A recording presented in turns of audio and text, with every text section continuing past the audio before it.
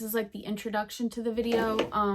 This is my attempt to explain to the people that don't really understand why that country singer, who I will put the name in the title, but right now I don't know it, why he is being canceled for saying a word in his own front yard. And this is specifically to those people who are like, yeah, he just said a word in his front yard, he didn't do anything wrong. People who think like that, I want to reach out to you so that in the nicest way possible, I can try to show you from the other side, like from the other side, why this is a completely just reaction and why it's fair that he's getting in trouble for it. And in the future, people should be held accountable in the same manner, and maybe people should just stop doing this, and then this wouldn't happen. But yes, so I'm going to be getting ready because I'm in a hurry today. I got a lot of stuff going on, so I just was talking about it while I was getting ready because it's on my mind. I've been like arguing with people on Facebook about it all day, so I just had to talk about it. And also, if you notice my shaky hands, I am a type 1 diabetic and I've got a low blood sugar like this whole video, so that's why I'm shaking. And yeah, so just hear me out. I don't know, just hear me out.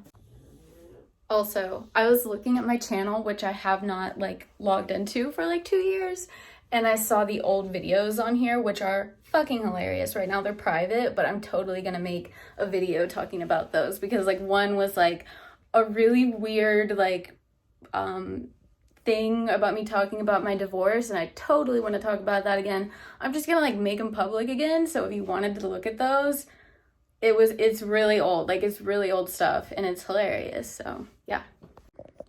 Also, for the entirety of this video, you will be hearing my dog snore. I apologize. I wanted to talk about that country singer, because I've been arguing with Tractor Facebook profile pictures all morning, and I just wanted, like, I just have to talk about it because it's just driving me crazy how many people from my hometown that I moved away from for this exact reason are defending this country singer. And I'm gonna do it while I'm washing off yesterday's makeup and applying today's makeup because I'm a piece of garbage, and this is just the you know, the routine that's working for me is fall asleep with makeup on and then wash it off the next day right before you have to put on more. And also it's like a really busy day because there was a huge snowstorm, and now all of my appointments for the last 2 days have been pushed to today. So they're all in one day. And this is the only time I have to just think about it and talk about this country singer saying the N-word and why country people are wrong and why you should be offended. Not really.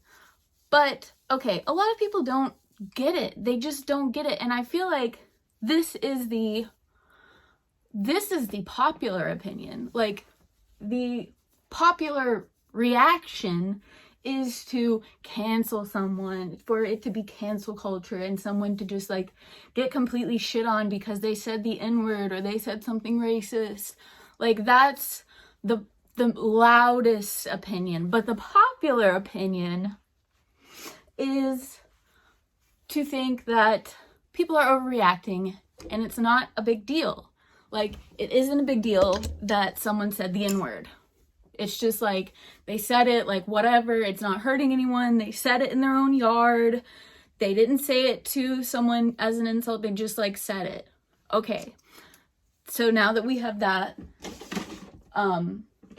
popular opinion versus loudest opinion thing settled, the popular opinion is so wrong. It's just so wrong. And I used to think, I used to watch comedians like Louis C.K. I used to watch, well, I still do watch them, but I watched comedians and they would talk about the N-word. And I agreed with them back then. I'd be like, yeah, you're right. Like there was this joke, like, why would you say the N-word? Because now you're like making me think the N-word, which is worse than you just saying it. You're making me think it. But I've grown since then. I've grown, and I'm totally willing to admit that I was completely wrong in the past. But I know what the opinion of most people is because of that. They think it's causing no harm. And even with comedians, like, I still like have a hard time canceling a comedian over a joke. Like, always, it's like, I just love stand-up comedy, and I think as time progresses, people grow and change. But let's talk about other contexts outside of stand-up comedy. I'm not here to debate whether that's wrong or right. I believe that it's wrong now. Like, that is done. It should have never been done, but we're moving past it, and I will not hold them accountable now for making a joke about it then. But it's not my right to hold them accountable. So if they are in trouble with the people that are directly impacted by those jokes, then I'm totally fine with that. But on my personal opinion is that times have changed. Times have changed. Should have never been that way. Definitely should have never been that way. But the mindset has changed, at least. The loudest opinions have changed. And I agree with them. If you say the N-word and you feel like I'm getting so many outrageous and exaggerated consequences for a seemingly minor behavior. I said a word, and I didn't even say it in a like aggressive or antagonistic way. I just said it as a joke, or I just said it as like I was quoting a rap song, or I was just saying it to my buddy, or I have black friends who let me say it, or whatever. That's not an excuse anymore. And the reason why you or people, the majority of people, feel like cancel culture is overreacting, and it's just people being too sensitive. The consequences are too grand in comparison to the small action of saying a word. The reason why those consequences seem so grand is because you are being held accountable for more than a century of discrimination. Every time you say that word, regardless of the context, you are enforcing hate and discrimination. You are saying, hey, everything that's happened, every black person that's been shouted that word as an insult to make them feel inferior, to make them feel lesser than, or whatever, every time that word has been yelled at someone as an insult when they were just minding their own business, every time someone has been called that as a way to dismiss them as a valid person with valid, complex feelings, emotions, thought processes, it's been a way to dismiss an entire group of people and make them feel like they're not as good or less than. And I'm saying, every time I say the N-word, I'm saying that all that was okay. That I put my stamp of approval on saying those things, on even before that, of people having that word shouted in their face when they wouldn't obey their master. Like, that's what I'm saying. I'm saying that the segregation in schools and the relentless police brutality and everything that goes with that word, I'm saying I'm okay with that. Regardless of the context, you're saying that all that's okay. That's what you're saying when you say that word. So that's why you get these huge reactions. It may not be that complex to every single person who gets mad about that word. People might just get mad because, you know, that's the loudest opinion. It's the loudest opinion to be mad at people for saying that word. But the depth behind it is valid. It's valid. When you say that word, whether you're quoting a rap song, whether you're just goofing off and calling your friend that, or whatever, every time you say that, as a white person, you're saying all that other stuff is okay. That's why your action, minor action, causes a grand reaction. People are holding you accountable for the crimes of your ancestors. And not just your ancestors, of the people today that are loudly racist. People that are openly racist today. You're being held accountable for those people too. And you might not think it's fair. And justifiably so. Let's think about it from that side. It's not fair for you to be held accountable for all the people that are racist today. Just because you sang a rap song on a TikTok, it doesn't mean you're part of the KKK, of course. But how, easy is it to just not say it? How easy is it to acknowledge the struggle of someone else and have empathy for a group of people that you don't belong to, and just to take that word out of your vocabulary? Because when you use it, you're saying, I'm totally fine with the wrongdoings. I'm totally fine with the way that this group of people has been mistreated, because I'm using that word that I know, everyone knows, it's been well recorded through history that word hurts people. It's been used against Black people to hurt them. So you using that word is like a form of aggression. It's like you saying, yes, I agree with all of the harm that's been done behind this word, regardless of the context. That's why you can have your whole career ruined.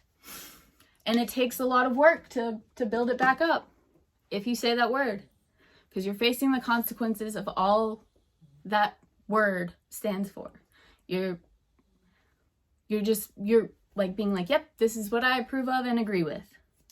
So by understanding that, you can understand why you should just not say it. So you should, if you're a good person, you should think, I know this word hurts people. I know that this word stands for things that are disgusting and hateful and wrong. I know that this word stands for that. So because of that, I'm not going to use it. There you go. You don't have to use it. You don't ever have to say it. So then we get into the freedom of speech thing. Well, it's my right to say whatever I want. And you're right. You can say whatever you want. But freedom of speech dictates that you can say it. But freedom of speech also dictates that society has the right to hold you accountable in the way that they see fit. That's freedom of speech. Freedom of speech is you being able to say that word on Facebook, and also for you to get fired from your job. Your job has the right, the freedom to fire you because you don't show their morals. You are making them a part of your complacency to racism. So, your freedom of speech to say it, you can say it. But that also means that other people can hold you accountable. So, should someone lose their job forever? Should someone have their entire life ruined because they said a word? Like I said, you're not just saying a word. You might as well come out and be like, I am racist, and I agree with every racist thing that's ever been done. I agree with police brutality. I agree with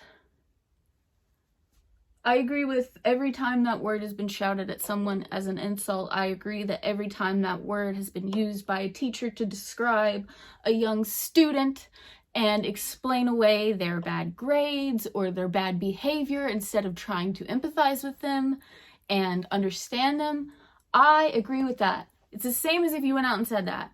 So should you be fired from your job for coming out and saying, like, I agree with KKK, and yeah, you should. You should be fired from your job for that, if that's what your job decides to do. If they don't want to be affiliated with the KKK, with blatant racism, then yeah, you should. Can you redeem yourself? Well, I think once you've done it, you're tarnished. I think I'm tarnished because I've held different opinions at times. I think I can never be like, yeah, I was always stand up about it. I knew what was right and wrong. No, but I can say, I've grown from it. And I definitely know now my opinions before were wrong. That it does matter. It's not just some stupid thing. It's not just a joke. It's not just like funny, haha, whatever. That everything I've thought before was harmful to other people. And I mean, you could say it's overreacting or something. I'm just really trying to explain and just really reach out and like get the people that think these things to understand where the other side is coming from. We've got to like hear each other out. And I'm telling you, I didn't always think this way, because I'm telling you, you can change too. The saying like, don't cling to a mistake just because you spent a lot of time making it. Yeah, don't. Just like,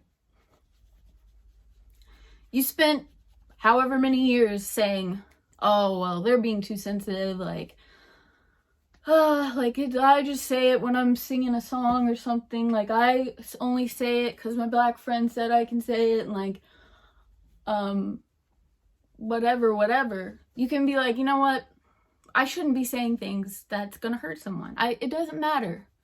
Like, I shouldn't be saying something that is just so blatantly hateful to an entire group of people. Like, a huge fucking group of people. Like, come on. Like, you should just be like, yeah, I get it now. Like, I shouldn't be saying it. And that's how I was. Like, it took me a while to develop this way. It did. So, my hope is that explaining it in this way and trying to get you to understand it's not just people being sensitive. Like, it's a big deal. Like, it's actually, come on. It's like, it's a big thing. Like, there's like history behind that stuff. So, if I can get someone to understand and just be like, you know what? That makes sense. And I think now I'm going to start holding myself accountable, and I'm going to start holding my friends and family and country singers accountable. And now to get on to the country singer guy. He deserves everything that he's gotten. Because like I said, he didn't just say a word. He said way more than that by saying that word. When he said it, he was saying more, whether he meant to or not, he was. You have to actively work to not be racist. You just, like, you are racist by default. And I know, like, that's a hot take right there. But you really are. It takes complex thought and like a deeper understanding of other people and other people's feelings to not be racist if you're white. We are given privileges that we're not even aware of in society. I mean, I couldn't even get into it right now, but just like as an example, like say you have a school district and there's one street in this like district that's majority black, and then you've got another district over here that's like center city and it's mostly black, but you've got this white district over here. They're rich, they're all white, but you got this like one street that is like coming out of the center city, but it's technically like in the same district, but it's like mostly black people that are like that have just like gradually moved that way. Well, school districts will be divided, and they'll draw a map around that district and cut out where the black people are and add them to the center city district or whatever the district beside them is that has more people. So you've got the white school and the black school, and they do this today. Where two schools will be right beside each other, and then one will be like 99% white, and then the other will be like 80% black. And that's done on purpose because the white school is given more funding, it's given more privileges, it's given more opportunities, given better teachers, more teachers. That's a way right now, in the present, right now, that racism is happening. And a privilege that a lot of people aren't aware that they participate in. So when I say inherently we're racist by default, and you have to learn what your privilege is. Like, check your privilege. Like, it's serious. Like, I know that it sounds like, I know what people say it sounds like, but it's true. You have to be woke. You have to, like, learn of your privilege before you can start taking the steps to not participating in racism. So everybody has to learn. That's why with this country guy, his reputation will be tarnished. And I'm sure that he will come out of it just fine. He will come out of it with a scarred history. But in the end, he'll be fine. He'll get another record label or whatever. He'll make his rounds of apologies and do what he has to do. And that is his punishment for that action. He is being held accountable for his crime in the public opinion. Because the public has deemed, rightfully so, that what he did was wrong. And now he has to work, just like if you were going to prison, to rectify his behavior. If you do something wrong, if you break a law, you go to prison, you do your time, you come out, you're scarred for life with your history.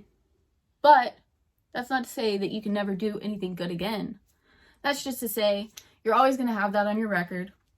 You have to prove yourself to everybody else that you're worthy now of a second chance. And some people won't give you a second chance. And that's their right. It is not our right as white people to tell other races what's racist and what isn't. What's acceptable, what's not, what's forgivable, what's not. We can't decide that for other people. And that's what a lot of people try to do. They try to say, well, it's just not right. Like, you can't.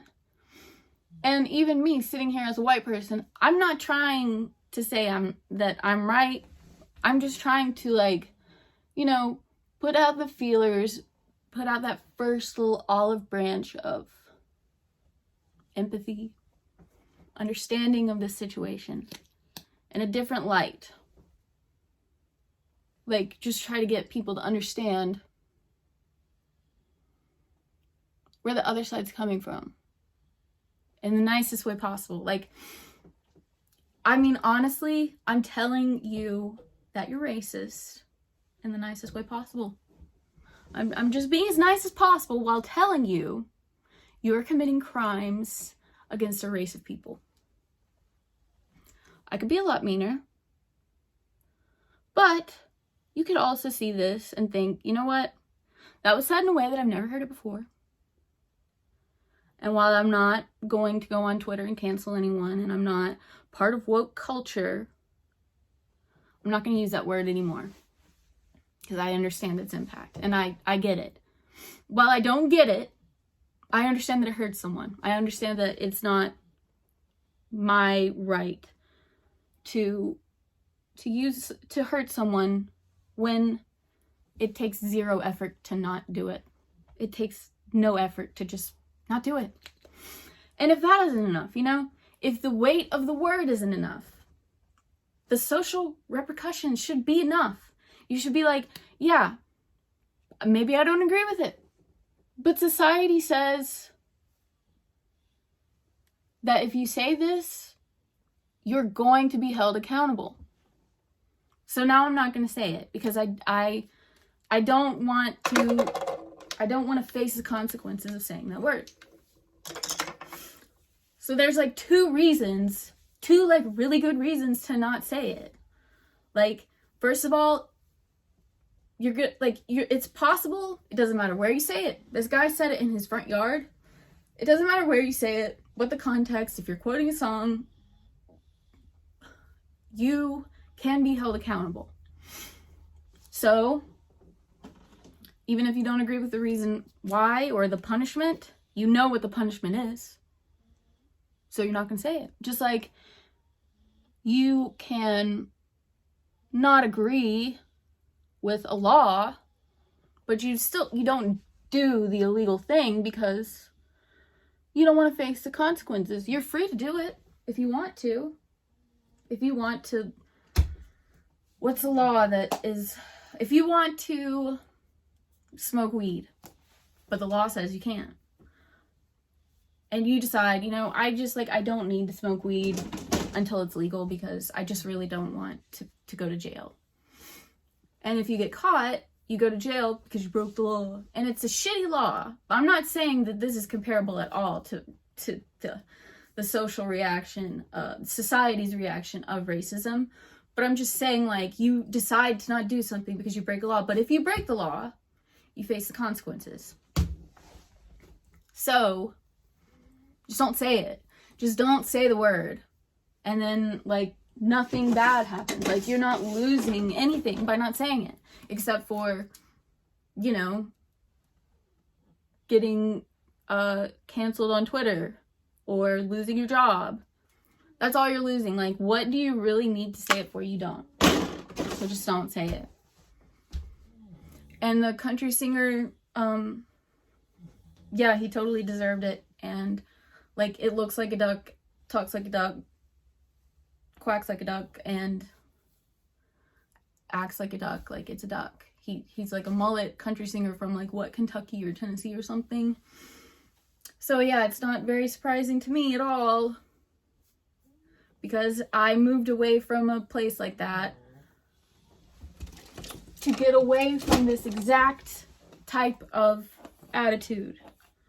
That's why I left rural America to move somewhere more liberal, because I agree with the way that things are headed. And not with the way things were that they're trying to hold on to. But it's not too late for those people to open their mind and understand where the other side's coming from. And also another argument that I've been getting a lot on Facebook, because I just like to go on the local news page and just ruin people's days. I'm getting oh, well, they say it in rap songs and stuff. Well, the thing about that is, that word holds so much power. Remember, it holds so much power. Now, when we say it, it hurts us the same, it used to hurt them, but now it hurts us to say it. Well, they took the power of the word back, so they're free to say it. They can say it. Black people can say it. And there's nothing wrong with that. They have taken the power of this disgusting word, and just not just the word, but the attitude and the hatred, and they've taken the power from it and they've turned it around back on us. So now we face consequences for saying it, but they're free to say it because they took the power away from that word, and people still try to use it to hurt them. So that's my argument for why it doesn't matter about the rap songs or what the fuck ever. It doesn't matter. Because we are the people that were discriminating and hating towards a group of other people. And now that group has decided to take our power away from us, we can't say, well, like, hey, you can't use that power that we had against you for a century. Come on, like, that's our power, man. No, we can't. So do you get it? Do you get why you can't say it, but like they can, and like you'll get in trouble if you do, and like why the outcome would be so grand for what you consider maybe a minor thing, because it's bigger than that? That's what I'm trying to like convey. So I hope that if you didn't understand why, then now you do. So